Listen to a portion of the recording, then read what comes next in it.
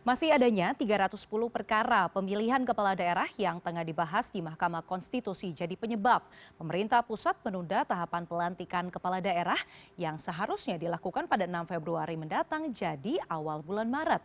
Mengapa bisa kalkulasi tahapan ini tak sesuai prediksi pemerintah dan penyelenggara pemilu dan apa saja dampaknya bagi masyarakat? Kami akan membahasnya bersama dengan Wakil Menteri Dalam Negeri Bima Arya dan peneliti Perludem Kavi Adlan. Selamat sore Kang Bima dan juga Mas Kavi. Selamat Selamat sore, sore, Dian. Pak. Selamat sore, Mas Kavi.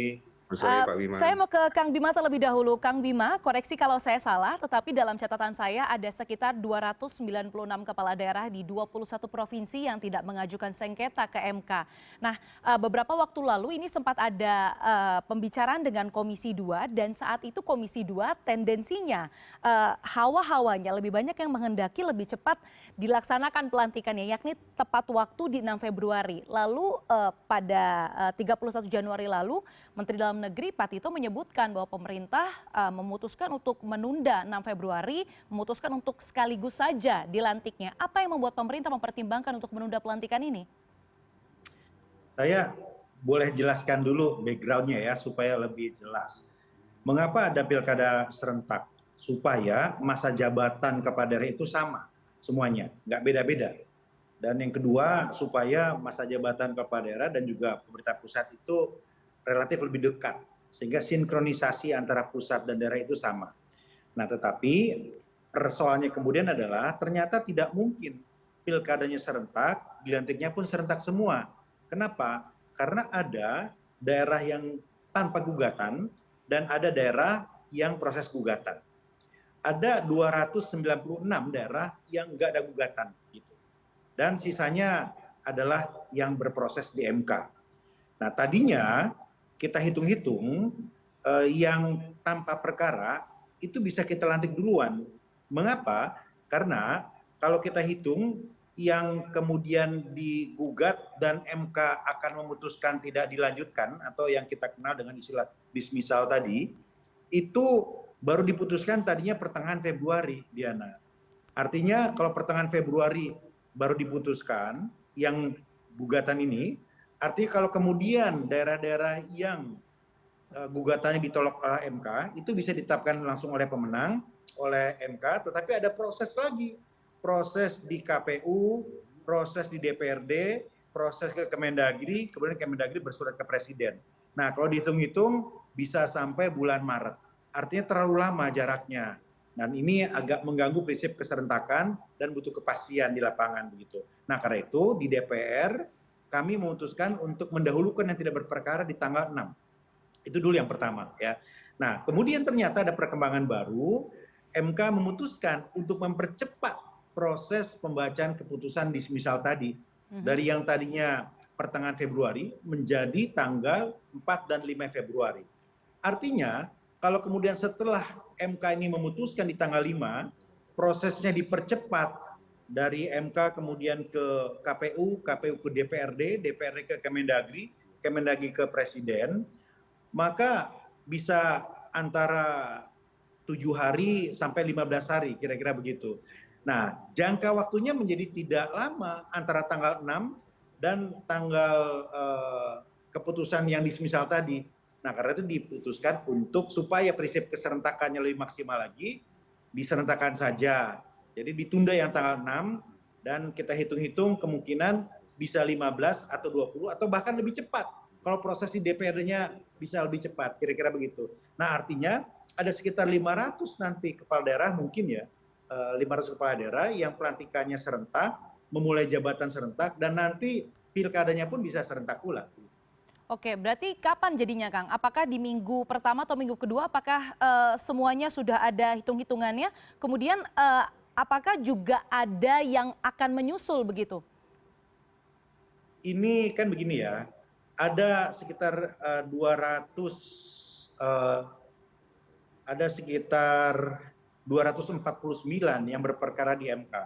Katakanlah kemudian 80%-nya itu tidak lanjut atau dismissal. Jadi ada sekitar 200 begitu. Nah, jadi hampir 500 kepala daerah ini yang kemudian bisa dilakukan pelantikannya serentak tadi. Nah, ini kan harus dihitung juga kemudian tahapan-tahapannya. Kalau kemudian misalnya MK memutuskan tanggal 5, kemudian pada hari yang sama disambut oleh KPU untuk langsung menetapkan sebagai paslon terpilih dan besoknya dikirim ke DPRD, artinya kan bisa lebih cepat itu. Nah, kemudian dari DPRD dikirimkan ke Kemendagri, Kemendagri memberikan ke Presiden gitu. Ada yang tidak pasti di sini. Nah, sekarang kita sedang simulasikan bersama MK, bersama KPU, kira-kira bisa dipercepatnya berapa lama. Nah, apakah teman-teman DPRD-nya bisa mempercepat atau tidak? Nah, ini satu yang harus kita pertimbangkan. Hari Senin insya Allah kita akan rapat. Yang kedua, ya tentu kita harus sesuaikan juga dengan agenda Presiden. Bapak Presiden kira-kira waktunya yang sesuai kapan? Karena ada jadwal menerima tamu negara dan lain-lain begitu. Nah, ini yang belum bisa kita pastikan. Baru ancer-ancernya saja kira-kira. Oke, baik. Saya mau ke Mas Kavi. Mas Kavi, ini menurut pendapat Anda dan juga teman-teman Perludem, ini sebenarnya memang lebih baik sesuai dengan tahapan saja begitu di 6 Februari atau juga sesuai dengan pilihan dari pemerintah begitu ya, turut menunda. Kemudian tadi penjelasan yang tadi Kang Bima sebutkan, bisakah Anda menerimanya? Apakah ini salah satu tanda-tanda ketidakmatangan pembuatan aturan karena ada faktor-faktor yang tidak dipertimbangkan begitu misalnya? Iya, Mbak, terima kasih. Jadi saya sepakat ya dengan apa yang tadi disampaikan oleh Pak Bima gitu ya, bahwa pilkada serentak ini kan pada prinsipnya adalah ingin menyerentakkan pertama masa jabatannya, kemudian juga soal penyelenggaraannya. Nah, artinya penyelenggaraannya itu adalah bagaimana kemudian penyelenggaraan pilkada ini di setiap daerah itu bisa dilaksanakan secara serentak seperti itu, bukan kemudian tercecer seperti yang kita lihat misalnya sebelum 2015 ya, sebelum ada Undang-Undang Pilkada 2015. Nah, sebelumnya kita juga coba melihat gitu ya Mbak ya, bahwa kan memang ditentukan di awal itu di tanggal 6 Februari 2025 gitu ya, bahwa ada gelombang ya kalau saya tidak salah, ada gelombang pelantikan. Yang pertama adalah untuk daerah-daerah yang tidak bersengketa, kemudian juga selanjutnya adalah untuk daerah-daerah yang bersengketa. Nah, kami sendiri sebetulnya Mbak merekomendasikan malah bukan dimundurkan sebagian, tetapi memang harus diserentakkan semua gitu ya, bahwa semua pelantikan dari seluruh kepala daerah yang terpilih pada Pilkada 2025 lalu, 2024 lalu, baik itu kemudian dia bersengketa ataupun tidak bersengketa, itu harus diserentakkan waktu pelantikannya secara bersamaan seperti itu. Dan memang harus dihitung tahapan pelantikan itu nanti akan ada di tanggal berapa gitu ya, dan itu harus juga menginkludkan atau memasukkan jarak waktu yang kemudian dibutuhkan oleh MK untuk memeriksa perselisihan hasil pilkada seperti itu. Dan kalau kita lihat misalnya pilkada ini kan, perselisihan hasil pilkada ini kan dilakukan oleh MK diberikan waktu 45 hari gitu ya Mbak ya, dan itu harusnya memang sudah dihitung betul gitu ya, sama sebetulnya seperti apa yang kita lihat di pemilu, baik itu pemilu legislatif maupun pemilu eksekutif atau pemilu presiden. Kita ingat betul ketika Pak Presiden Prabowo Subianto dilantik gitu ya, itu kan menunggu dulu proses proses perselisihan hasilnya, dan memang waktu yang ditentukan pelantikan Pak Presiden Prabowo misalnya itu kan sudah ada di dalam tahapan pemilu dan memang menghitung dari jangka waktu yang dibutuhkan oleh MK dalam memeriksa hasil perselisihan hasil Pilpres. Jadi saya kira ini juga masuk dalam putusan MK ya nomor 46 tahun 2024 soal judicial review Undang-Undang Pilkada, yang mana kemudian menjelaskan bahwa keserentakan penyelenggaraan pilkada itu bukan hanya di pemungutan suaranya saja, tetapi juga di tiap tahapan penyelenggaraan lainnya, termasuk juga pelantikan. Sehingga ada peringatan juga dari MK, sebetulnya bukan peringatan, tetapi semacam reminder lah gitu ya dari MK bahwa pelantikan kepala daerah dan wakil kepala daerah yang terpilih secara serentak itu juga penting agar tercipta sinergi kebijakan pemerintah daerah, antar pemerintah daerah gitu ya, secara horizontal dan juga vertikal dengan pemerintah pusat. Jadi saya kira itu Mbak. Mas Kavi, saya mau menyoroti ini sebenarnya soal proses sengketa pemilu ini kan sebenarnya memang sudah ada sejak lama dan sistemnya ini sama begitu ya. Tetapi kenapa tanggal yang dibuat oleh penyelenggara pemilu khususnya untuk KPU dan Bawaslu begitu ya, ini tidak nggak tepat begitu ya? Karena kan harusnya tanggal pelantikan ini juga sudah menghitung tahapan sengketa begitu. Iya, saya juga nggak terlalu paham ya kenapa kemudian KPU, sebetulnya kan KPU ya yang kemudian Mhm. menyusun tahapan penyelenggaraan pilkada gitu ya, sama juga dengan tahapan penyelenggaraan pemilu seperti itu. Jadi harusnya juga sudah menghitung gitu ya tahapan yang kemudian dibutuhkan Mahkamah Konstitusi untuk kemudian melaksanakan pemeriksaan, baik itu ya banyak tahapan gitu ya, mulai dari pemeriksaan pendahuluan, kemudian pemeriksaan lanjutan, sampai kemudian tahapan untuk bagi para pihak itu memaparkan bukti-bukti yang kemudian dia miliki gitu ya dalam sengketa Mhm. atau dalam perselisihan hasil, dan itu sampai dengan putusan itu kan 45 hari ya Mbak ya, kalau misalnya kita merujuk pada peraturan Mahkamah Konstitusi seperti itu. Jadi harusnya itu juga dihitung. Nah ini kan saya juga melihat gitu ya, kok kenapa kemudian berbeda gitu ya dengan pemilu, di mana kalau pemilu itu kan pelantikan anggota DPR misalnya, mungkin koreksi kalau misal saya salah, tetapi pelantikan anggota DPR, pelantikan anggota DPRD provinsi, kabupaten, kota, dan juga pelantikan presiden itu dilaksanakan dengan hitungan tahapan Ya. yang memang sudah menghitung dari awal jarak hari yang kemudian dibutuhkan oleh Mahkamah Konstitusi dalam memeriksa perselisihan hasil pemilu pada saat itu, dan harusnya di pilkada itu juga diinkludkan gitu ya, Mhm. hari 45 hari itu kemudian harusnya masuk juga di dalam peraturan KPU ya soal tahapan pilkada seperti itu. Betul, karena kepastian tanggal dan tahapannya semuanya sudah diajakkan dalam bentuk hukum begitu ya, dalam bentuk Ya. PKPU begitu. Saya mau ke Kang Bima, saya mau konfirmasi satu hal, Kang. Beberapa waktu lalu ketika konferensi pers, Menteri Anda, Pak Tito menyebutkan bahwa ini salah satu yang pertimbangannya gitu ya disatukan untuk pelantikannya adalah salah satunya demi efisiensi anggaran. Nah, tapi ada rencana juga untuk menggelar retret kepala daerah serentak yang tentunya juga akan memakan biaya juga. Nah, ini saya mau minta tanggapannya, Bang. Ini untuk menghemat biaya tapi diadakan agenda lain begitu. Setiap kepala daerah yang dilantik itu selalu mengikuti proses pembekalan. Setidaknya ada dua yang biasa diikuti oleh kepala daerah. Saya juga mengikuti dulu. Pertama oleh Kemendagri. Itu terkait dengan tupoksi dari kepala daerah. Enggak semua kepala daerah itu latar belakangnya politik pemerintahan. Yang dari bisnis atau yang lain-lain mungkin belum paham. Jadi ada pembekalan wajib bagi kepala daerah. Itu bisa 2 minggu di sana. Kemudian yang kedua ada juga dari Lemhanas gitu ya. Kami waktu itu ikut di Lemhanas itu Mhm. hampir 2 bulan lebih di Lemhanas gitu. Nah yang bagus sekarang adalah rangkaian itu dipadatkan. Jadi yang tadinya ada dari Kemendagri, ada dari Lemhanas, sekarang justru dipadatkan. Oke. Ya artinya lebih efektif dan lebih efisien begitu. Hmm. Fokus. Menteri-menteri berbicara, kemudian juga ada pakar-pakar berbicara. Ya jangka waktunya sekarang masih kita matangkan. Ya mungkin antara 7 hari sampai 14 hari. Ya, tapi mungkin nggak sampai 14 hari. Supaya lebih cepat, supaya teman-teman kepala daerah bisa langsung bekerja. Jadi kalau tadi persoalan adalah efisiensi, justru yang sekarang ini lebih efisien karena sekali saja semestinya. Yang dulu itu kan ada dari Lemhanas, ada dari Kemendagri, begitu ya, ada beberapa tahap lah ya. Sekarang satu saja, dan untuk waktunya kita coba padatkan betul supaya teman-teman Pak daerah bisa langsung action, bisa langsung bekerja di kotanya masing-masing. Oke, dipadatkan supaya bisa langsung bekerja. Nah, ini berarti setelah dilantik, kemudian langsung dilaksanakan retret seperti itu atau seperti apa rencananya, Kang Bima? Apakah sudah ada ancar-ancarnya, eee, kurang lebih tahapannya seperti apa? Awalnya kami mendesain pembekalan itu kira-kira 1 minggu setelah pelantikan. Jadi kalau pelantikannya tanggal 6, maka sekitar tanggal 12 itu bisa langsung dilakukan pembekalan.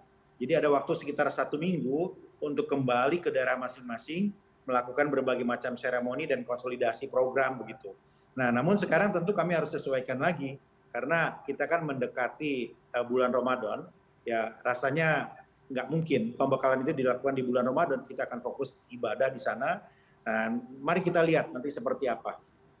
Oke, biar juga fokus begitu ya Kang ya pembekalannya ya. Oke, saya mau ke Ya. Mas Kavi. Mas Kavi, kalau menurut Anda, apakah mundurnya tanggal pelantikan ini ada dampaknya pada efektivitas pemerintahan yang mungkin saat ini banyak dijabat oleh PJ begitu ya?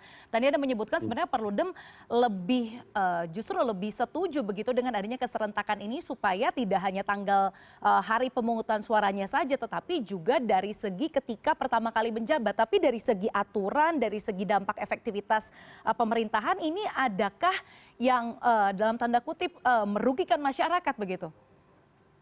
Iya, dalam segi aturan saya kira jelas ya, di mana Mahkamah Konstitusi dalam putusannya, baik itu di putusan 46 2024, juga di putusan 27 tahun 2024 juga yang kemudian ditegaskan tadi oleh putusan sebelumnya, itu kemudian menjelaskan bahwa memang harusnya pelantikan itu memang serentak gitu ya, pelantikan kepala daerah yang kemudian terpilih pada Pilkada 2024 kemarin itu dilakukan secara serentak gitu ya.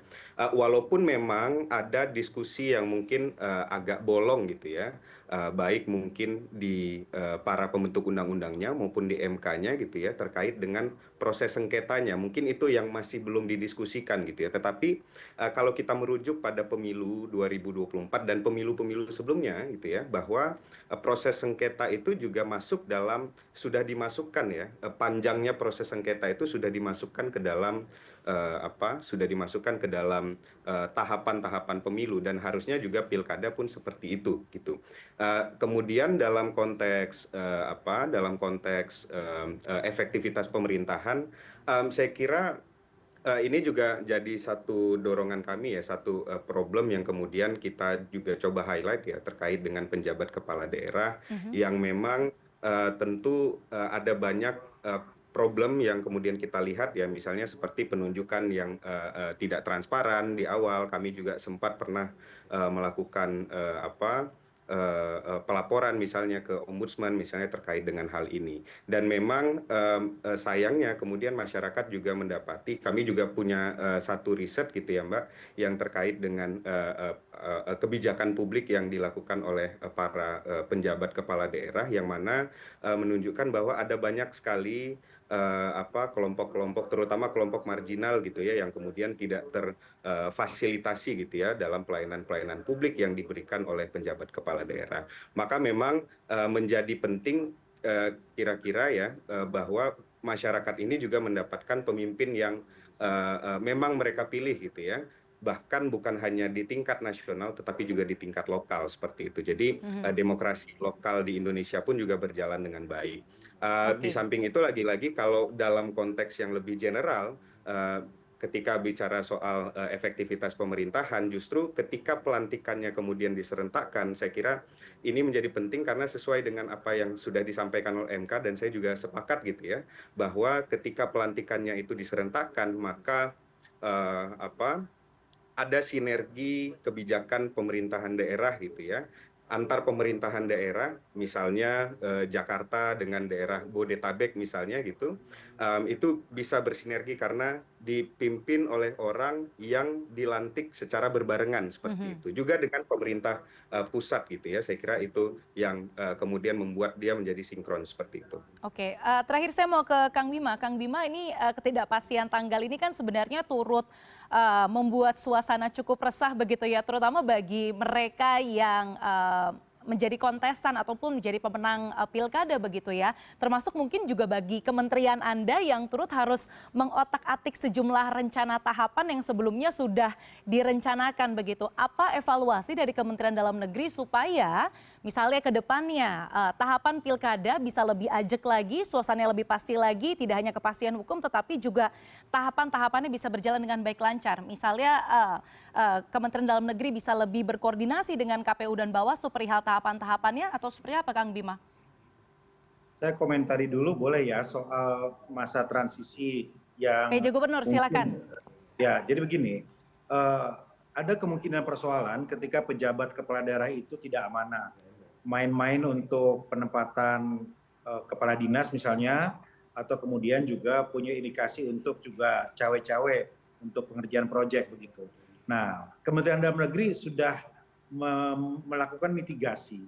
kita membuat kebijakan, seluruh langkah-langkah yang dilakukan oleh pejabat kepala daerah harus dikonsultasikan atau sepengetahuan dengan kepala daerah terpilih, baik itu rotasi, mutasi, atau kebijakan strategis yang lain.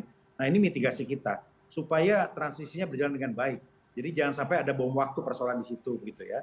Nah, itu yang pertama. Nah, yang kedua, menunggu 2 minggu itu manageable lah kira-kira ya, bisa mitigasinya untuk mewujudkan satu prinsip keserentakan yang lebih maksimal lagi. Jadi nunggu 2 minggu, tapi mendapatkan 500 kepala daerah yang dilantik serentak, yang masa jabatan sama, yang sangat memudahkan untuk koordinasi. Itu poin kedua. Nah, poin ketiga, memang kita kan sedang melakukan proses revisi Undang-Undang Pemilu dan Pilkada. Nah, saya kira ini menjadi bahan pembelajaran bagi kita semua. Soal keserentakan ini, soal koordinasi penyelenggara dan lain-lain. Yang membuat tidak pasti adalah sebetulnya kan proses gugatan ini. Kalau semuanya tidak ada gugatan, itu kan ini sudah selesai persoalan ini. Nah, sekarang bagaimana caranya kita meminimalkan proses gugatan tadi. Ini terkait dengan syarat untuk menggugat, terkait juga dengan law enforcement di lapangan, terkait dengan netralitas aparat dan lain-lain. Jadi saya kira ini persoalan yang betul-betul sistemik yang harus diperbaiki bersama-sama dari hulu ke hilir, tidak saja aturannya, tetapi juga netralitas dan kapasitas dari penyelenggara. Baru kemudian nanti kita akan lebih bisa menghitung lagi untuk bisa memaksimalkan prinsip keserentakan tadi dan bisa memperkecil tingkat ketidakpastian tadi. Ya. Untuk bisa memaksimalkan yang namanya prinsip keserentakan dan meminimalisir yang namanya ketidakpastian itu supaya semuanya bisa merasakan keadilan tersebut termasuk masyarakat begitu yang tentunya mengharapkan pemimpin yang amanah. Terima kasih Wakil Menteri Dalam Negeri Mas Bima Arya dan juga ada peneliti Perludem Kavi Adlan yang sore hari ini sudah bergabung di CNN Indonesia Newsroom. Terima kasih atas waktu Anda semua. Selamat sore Bapak-Bapak, selamat berakhir pekan. Selamat sore.